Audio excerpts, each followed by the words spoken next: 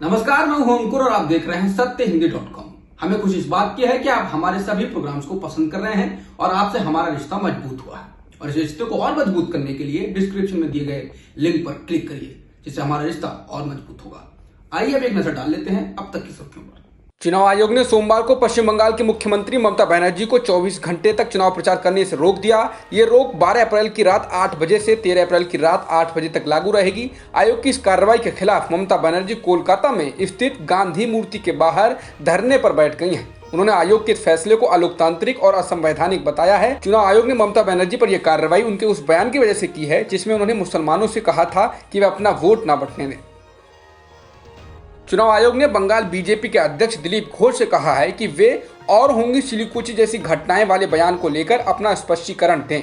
उन्हें इसके लिए बुधवार सुबह 10 बजे तक का समय दिया गया है। और दूसरी ओर टीएमसी ने कहा है कि शीतलकुची इलाके में 10 अप्रैल को हुई फायरिंग में 4 लोगों की मौत के मामले में बीजेपी की बंगाल इकाई के अध्यक्ष दिलीप घोष के बयान के लिए उन्हें गिरफ्तार किया जाना चाहिए। दिलीप घोष ने रविवार को उत्तर 24 परगना के बारानगर में आयोजित एक जनसभा में कहा था, ऐसे शरारती लड़के जो समझते थे कि केंद्रीय बलों की राइफल चुनावी ड्यूटी के दौरान सिर्फ दिखाने के लिए है, वे शीतलकुची में जो गलती की उसे नहीं दोहराएंगे। ऐसा पूरे बंगाल में होगा। शीतलकुची गोलीबारी पर विवादित बयान देने वाले बीजेपी के वरिष्ठ नेता राहुल सिन्हा के चुनाव प्रचार पर चुनाव आयोग ने 48 घंटों के लिए पाबंदी लगा दी है। ये पाबंदी मंगलवार 12 बजे दोपहर से 15 अप्रैल दोपहर 12 बजे तक जारी रहेगी। बता दें, राहुल सिन्हा ने कहा था कि शीतलकुची में 4 की जगह 8 लोग मारे जाने चाहिए थे। एक समय देश को झकझोर देने वाले बाबरी मस्जिद विध्वंस मामले में पिछले साल फैसला देने वाले जज, जो कि अब सेवानिवृत्त हैं, सुरेंद्र कुमार यादव को उत्तर प्रदेश में उप लोकायुक्त बनाया गया है। उन्होंने सोमवार को उप लोकायुक्त पद की शपथ ली। लोकायुक्त और इसमें शामिल 3 उप लोकायुक्त भ्रष्टाचार पर निगरानी रखने का काम करते हैं। आधिकारिक तौर पर जारी विज्ञप्ति में कहा गया है कि सुरेंद्र कुमार यादव को 6 अप्रैल को राज्यपाल द्वारा तीसरा उप लोकायुक्त नियुक्त किया गया था। कई वरिष्ठ अधिकारियों की उपस्थिति में लोकायुक्त संजय मिश्रा द्वारा सोमवार को यादव को शपथ दिलाई गई। छत्तीसगढ़ में आ रहे कोरोना संक्रमण के रिकॉर्ड मामलों के बीच रायपुर के सरकारी भीमराव अंबेडकर अस्पताल का एक वायरल वीडियो दिल दहलाने वाला है।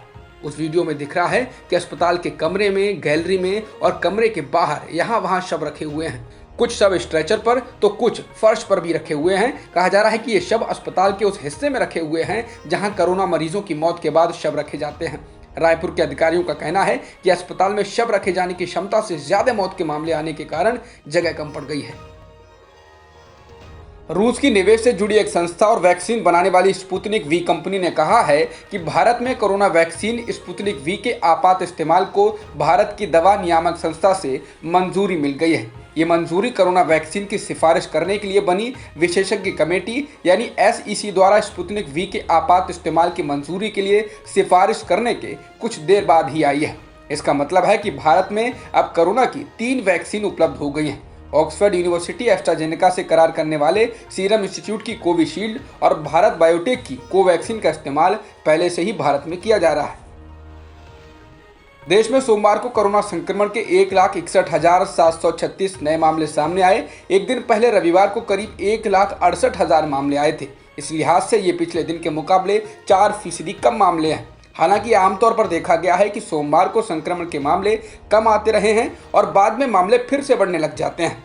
अब जब मंगलवार और इसके बाद के आंकड़े आएंगे तब पता चलेगा कि संक्रमण के मामले वास्तव में कम होने लगे हैं या नहीं।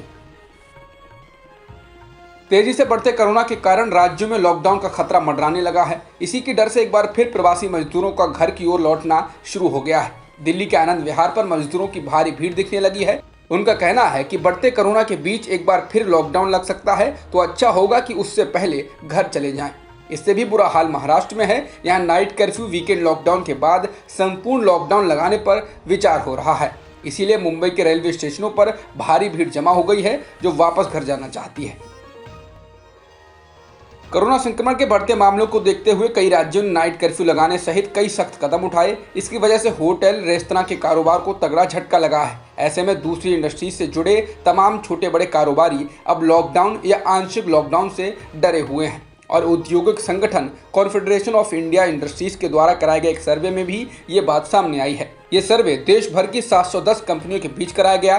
सर्वे में शामिल 75% सीईओ ने कहा कि आंशिक लॉकडाउन की वजह से मजदूरों के साथ ही सामान को भी लाने ले जाने पर असर पड़ेगा और इससे सीधे तौर पर औद्योगिक उत्पादन प्रभावित होगा। सीईओ ये भी मानते हैं कि सरकार को स्वास्थ्य और सुरक्षा के नियमों को कड़ाई से पालन कराना चाहिए, बजाय इसके कि लॉकडाउन लगा दिया जाए।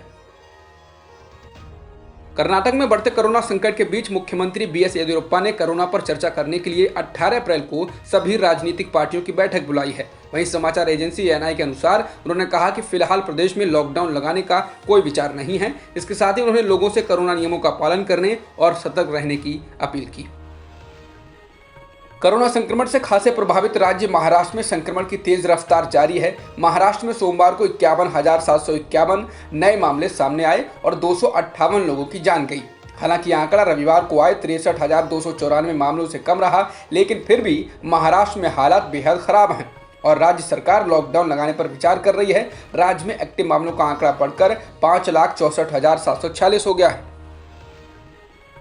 दिल्ली में कोरोना संक्रमण के 11,491 मामले सामने आए हैं और इस दौरान 72 लोगों की मौत भी हुई। अब तक दिल्ली में 11,355 लोगों की मौत कोरोना वायरस के कारण हो चुकी है और एक्टिव मामलों की संख्या 38,095 है।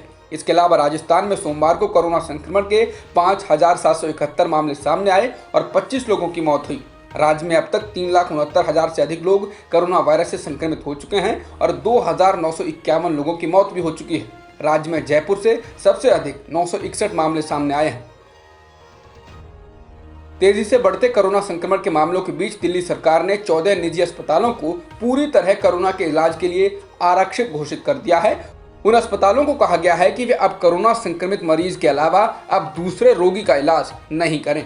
इसके अलावा 19 निजी अस्पतालों को निर्देश दिया गया है कि वे अपने 80% आईसीयू बेड को कोरोना मरीजों के लिए आरक्षित रखें। अन्य 82 अस्पतालों से कहा गया है कि वे 50% बेड कोरोना मरीजों के लिए आरक्षित रखें। मध्य प्रदेश की राजधानी भोपाल में 7 दिन के कोरोना कर्फ्यू का ऐलान किया गया है। ये कर्फ्यू 12 अप्रैल रात 9 बजे से लेकर 19 अप्रैल सुबह 6 बजे तक लागू रहेगा। बता दें, यहाँ बड़ी संख्या में कोरोना के मामले आने लगे, जिसके बाद ये कदम उठाया गया है। जिले में कोरोना के करीब 5,000 एक्टिव मामले हैं, जिनमें से करीब 50% फिलहाल होम आइसोलेशन में हैं। सोमवार को 1456 नए मामले दर्ज किए गए थे। अब तक की खबरों में इतना ही। बाकी खबरों के लिए बने रहिए सत्यहिंदी.com के साथ। सत्य हिंदी का ऐप डाउनलोड करें गूगल प्ले स्टोर पर।